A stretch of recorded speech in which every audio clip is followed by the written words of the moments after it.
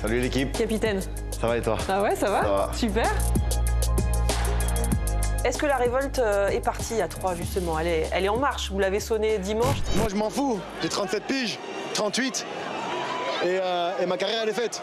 Mais je sais même pas si je suis triste en fait pour certains joueurs qui baissent les bras comme ça pour leur suite de leur carrière. Non, l'interview d'après-match c'est instantané. En tout cas, pour moi, il n'y a pas de discours formaté, je déteste ça, donc je fais tout instantanément et sur le moment, sur ce match en tout cas, on n'a pas vu une équipe qui joue le maintien, c'est tout. Ce que j'aimerais, c'est que tous on se remette en question individuellement. Il y a des choses qui se disent dans les vestiaires, d'autres plus. Et sur ce que j'ai vu pendant 90 minutes, ça me fait mal parce qu'il y a des millions de personnes qui aimeraient être à notre place. Vos propos ont été relayés, entendus par vos coéquipiers aussi, par votre coach. Ça s'est passé comment? C'est toutes les personnes qui ont entendu mon discours, mais très bien passé. Parce que ça a été un discours vrai, sur l'instant présent, logique, et, sans vice. Aucun discours formaté, c'était clair et net. Je ne sais pas s'il y a eu explication avec votre coach. Lui, il l'a prise comment, cette phrase-là, par exemple? Est-ce que le message du coach, du staff, il est audible? Est-ce qu'il passe vraiment ce message? Moi, je me pose la même question. Je vais botter cette question en touche parce qu'il me reste 8 matchs avec ce coach. En fait, je pense qu'il a pris part du discours en entier. Donc ça se passe très bien pour le moment.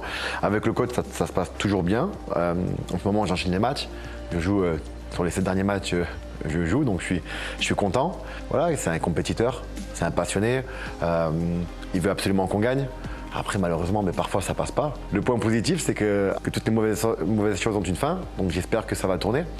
Là, on va à Marseille. Et comme je le disais ce matin, parce qu'on en parle entre nous, tu vois, et je leur disais, les gars, on a de la chance. On a de la chance de pouvoir jouer au Stade Vélodrome. Croyez-moi, c'est une source de motivation, même si c'est dur pour nous.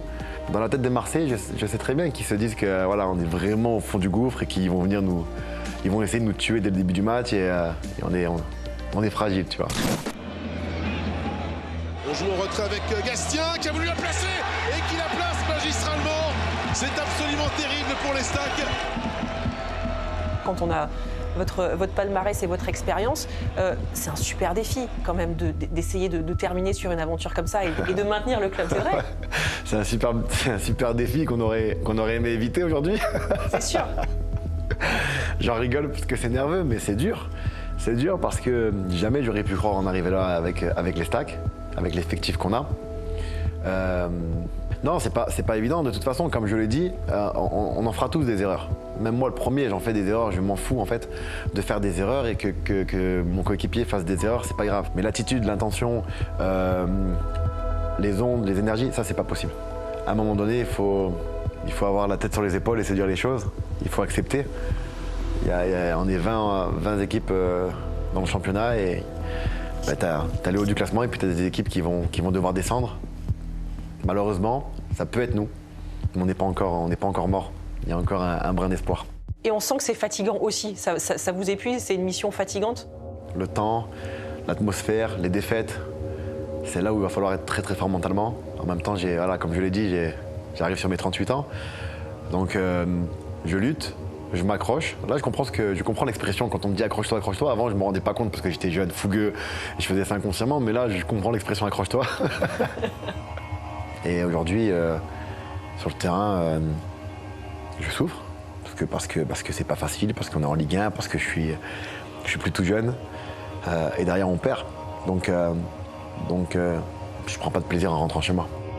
Ça veut dire que c'est la fin pour vous? C'est la fin très clairement? C'est clair dans votre tête ou pas, ça? Non, c'est pas clair. C'est pas clair? Je sais que c'est la fin. Ouais. Mais la fin, elle peut durer soit 2 mois. Dans 2 mois, peut-être que ça peut être la fin. Ou dans 1 an, mais quoi qu'il arrive, c'est la fin. Souvent, j'attends de partir en vacances 2 semaines, 3 semaines, 1 mois pour voir si vraiment ça me manque. Et si ça me manque et que je suis motivé, il n'y a pas de problème, je suis capable de remettre les crampons. Mais si j'ai un club qui me propose quelque chose et que j'ai pas l'envie, j'irai pas. On se donne rendez-vous après les vacances?